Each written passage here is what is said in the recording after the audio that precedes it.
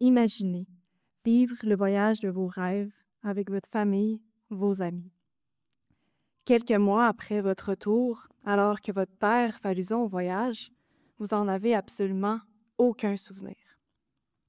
Eh bien, c'est ce qui peut arriver aux personnes qui sont atteintes d'oubli accéléré à long terme.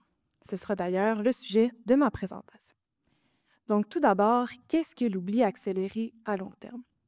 J'imagine que la très grande majorité d'entre vous ici connaissez bien le poisson Doris du film Nemo.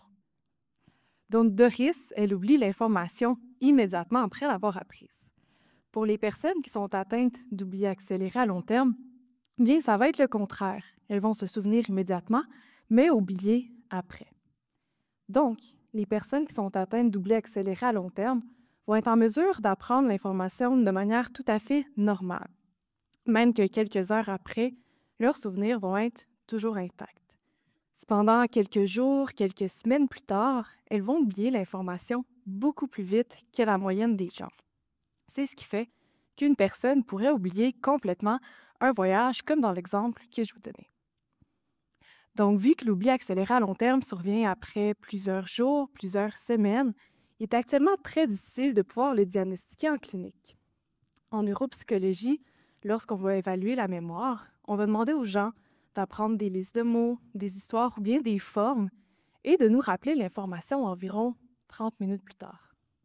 Les tests sont très bons pour diagnostiquer la grande majorité des troubles de mémoire et se prêtent bien à des évaluations d'une durée de 2 à 3 heures. Cependant, en se limitant à un délai de 30 minutes, eh bien, on passe à côté de l'évaluation de l'oubli accéléré à long terme. Donc, pour vous aider à imaginer davantage le phénomène, c'est un peu comme si on voulait voir si un seau était intense. Donc, si on le regarde immédiatement après avoir rempli, on pourrait arriver à la conclusion que notre seau est intact, il n'y a pas de problème. Cependant, si on regarde le même seau quelques semaines plus tard, on pourrait arriver à la conclusion qu'en fait, il y avait des trous et que le seau est maintenant vide. Donc, c'est tout à fait normal d'oublier de l'information après un long délai. Donc, plus ça fait longtemps qu'on a pris l'information, plus c'est difficile de s'en souvenir. C'est tout à fait normal. C'est un phénomène très normal. Le cerveau ne peut pas retenir toute l'information, ça en ferait beaucoup trop, ça serait ingérable pour lui. Donc, si je vous posais des questions sur ma présentation dans 2 ou 3 semaines, vous seriez certainement capable d'y répondre, du moins pour ceux qui portent bien attention. Cependant, dans tous les cas, vous vous souviendrez d'être venu assister à des présentations un samedi à la grande bibliothèque. Les personnes qui sont atteintes d'oubli accéléré à long terme pourraient même pas se souvenir d'être venues ici assister aux présentations.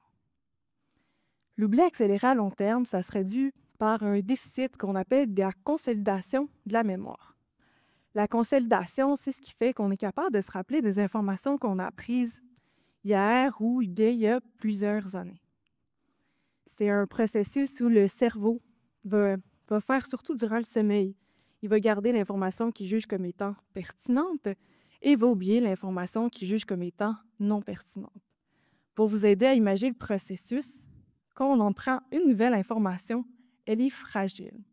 Donc un peu comme si on l'écrivait rapidement sur un bout de papier. Avec la consolidation, c'est comme si on venait retranscrire cette note-là au propre et la mettre dans un coffre-fort pour la conserver à long terme.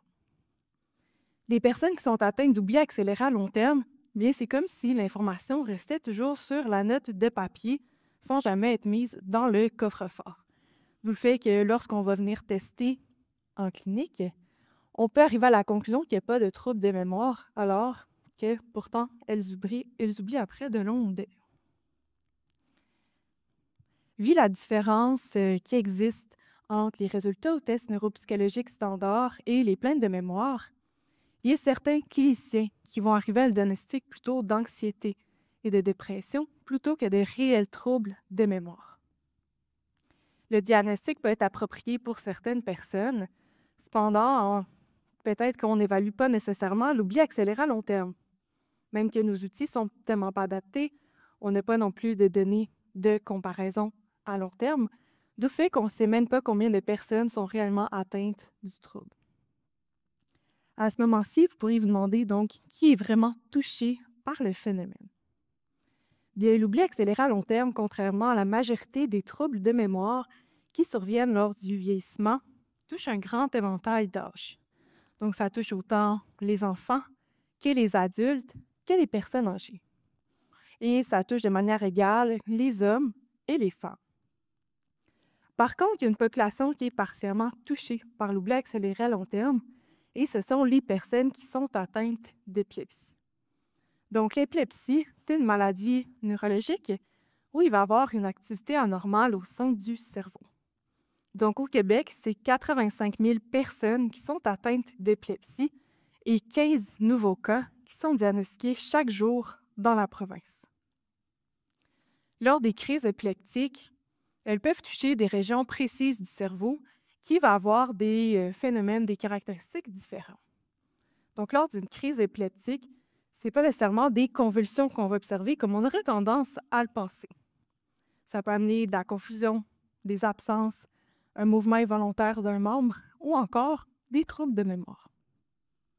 Lorsque les crises sont au sein du lobe temporal, maintenant à l'écran, bien, ça va amener des troubles de mémoire.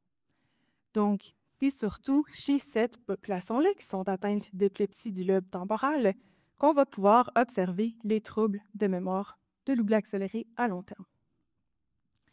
Donc, un premier objectif de ma thèse, c'était de adapter les outils neuropsychologiques pour permettre le diagnostic de l'oubli accéléré à long terme, mais aussi de créer des données de référence pour permettre une évaluation au-delà des délais standards, qui va permettre d'ailleurs aux cliniciens de poser le bon diagnostic. Donc, au cours des 2 dernières années, mon équipe et moi, on a pu modifier les tests standards pour permettre justement cette évaluation-là 2 semaines plus tard. Donc, pourquoi le délai de 2 semaines? Bien, c'est pour être en mesure de distinguer les gens qui auraient des problèmes de consolidation de ceux qui ne l'auraient pas.